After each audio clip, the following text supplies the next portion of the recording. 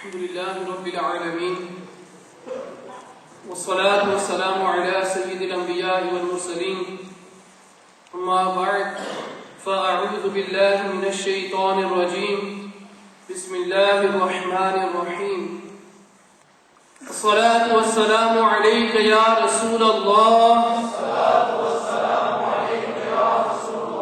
وعلى آلك وأصحابك يا حبيب الله الصلاة والسلام عليك يا نبي الله وعلى آلك وأصحابك يا نور الله. My dear Islam brothers, alhamdulillah, there's a beautiful sunnah of the Prophet sallallahu alaihi wasallam that whenever we enter the masjid, always enter with your right foot inside first. And when we enter the masjid, read the dua, Allahumma aftah li abwaba rahmatik. And then 3 words the Prophet ﷺ has taught us, that anyone who reads Nawaitu Sunnat al-I'tikaf when he comes inside the masjid, as long as that person remains inside the masjid, Allah Azza wa Jal will reward him for free. So alhamdulillah, as long as we are going to be inside this masjid, inshallah, we'll be rewarded. Alhamdulillah, also we learn that a person who is inside the masjid, for every breath he takes, Allah Ta'ala rewards him with 10 good deeds. So alhamdulillah, we're going to listen to the bayan, we're going to get blessings from that. And then also, inshallah, so the dua, so all these ibadats which we are going to do, inshallah, we're going to be rewarded for that. So let's all recite them 3 words, so that inshallah, as long as we are remaining inside the masjid, we'll be rewarded for that on extra, inshallah. Nawaitu Sunnat al-I'tikaf. My dear Islamic brothers, we hear so many times from the scholars about reciting durood, salutations upon the Prophet sallallahu alaihi wasallam. It's reported in a book, Musnad Abi Ya'la, a beautiful narration of reciting durood-e-Pak, that the Prophet ﷺ, he says that when people, meaning Muslims, meet together and they shake hands with one another and then they recite durood, meaning salutations upon me, before their hands apart, Allah Ta'ala will forgive all their sins. Alhamdulillah, another easier way of having our sins forgiven. So inshallah, whenever you will meet with a Muslim, you act upon the sunnah, which is first, you say Assalamu alaikum. And then the other person says Wa alaikum assalam. And then when you shake hands, because a lot of, we see a lot of brothers when they shake hands. Now the sunnah way, from this hadith, where we are going to reward it, the sunnah way is that you touch your palms with the other person's palms. So you just don't shake your hands with just the fingers, but you touch the other person's palm like this.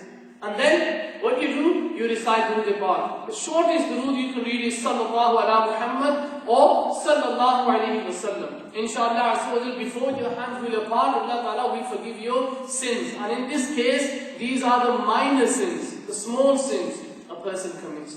So alhamdulillah, may Allah give us the power and the ability to act upon this beautiful sunnah as well, and also to recite durood and salam, salutations upon the Prophet sallallahu alaihi wasallam. So let's all recite durood and salam on the Prophet sallallahu alaihi wasallam. Just before that, the Prophet mentioned another hadith. The Prophet sallallahu alaihi wasallam, he says that whoever recites durood, salutations upon me with love and affection, with love, then I will listen to that salutation, that durood myself.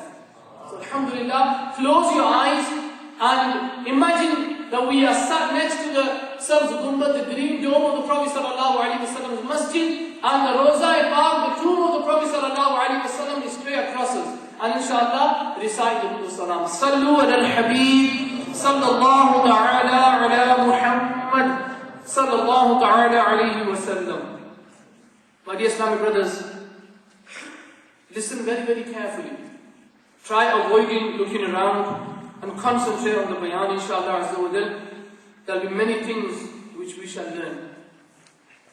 Hazrat Sayyiduna Zunnun Misri, rahmatullahi ta'ala alayhi, says Once I was passing through the market and I saw 4 people carrying a deceased person. There was no one else with them. And I thought to myself that I am going to be the 5th person on offer the funeral salah for the pleasure of Allah Azza wa Jalla. He says that when we reached the graveyard, I said to the people, those who were carrying his body, where are his relatives or his next of kin who are going to offer his salatul janazah? And they replied, no one from us knows this person. I then walked forward and led his funeral salah. After offering his funeral, we lowered him into the grave and we closed his grave. When the 4 people, those who were carrying his body to the graveyard, they started walking back. I went up to them and I asked them, at least tell me something about this person. And they replied that we don't know this person. We were just hired by a woman, she paid us so that we can take his body to the graveyard and read his funeral salah and bury him. And she said that she will be coming soon to the graveyard. Hazrat Sunnun Misri rahmatullahi ta'ala says that I waited near his grave, and then after a short while the woman arrived and sat next to the grave and started crying. She opened her hair and lifted her hands and started making dua until she felt unconscious on the ground. When she came round, I asked her about the deceased person and her relationship to him. She asked who I was. And I told her, my name is Zunnun Misri. And she said, oh Zunnun, if you were not amongst the pious people, by Allah, I would have never told you. And she said that this is my son, and he has wasted his youth. He would wear fashionable clothes and did all the wrong things. There is no sin which he did not try to commit. One day he had a severe pain in his stomach, which lasted for 3 days. When he was convinced that he was not going to survive, he called me and he said, oh my mother, I give you an oath in the name of Allah Azza wa Jal, please accept my will. When I die, do not tell our relatives and my friends and the neighbors, because of my sins and my ignorance, they will not have mercy on me. Then he led these 4 points, these points. لي ذنوب شغلتني عن صيامي وصلاتي تركت جسمي عليلا مات من قبل وفاتي ليتي تبت لربي من جميع السيئات أنا عبد يا إلهي حائم في الفلوات بحت جهلا بعيوبي وذنوبي قاتلاتي قد توالت سيئاتي وتلاشت حسناتي. My sins kept me negligence of salah and fasting. I made my body so ill and weak that I was dead before even death came to me. I wish I could repent from my sins in front of my Rabb Azza wa Jal. Oh my Rabb, I am left alone in this desert. Everyone has found out about my sins and my faults. The sins have broken my back. My sins have increased and good deeds have been destroyed.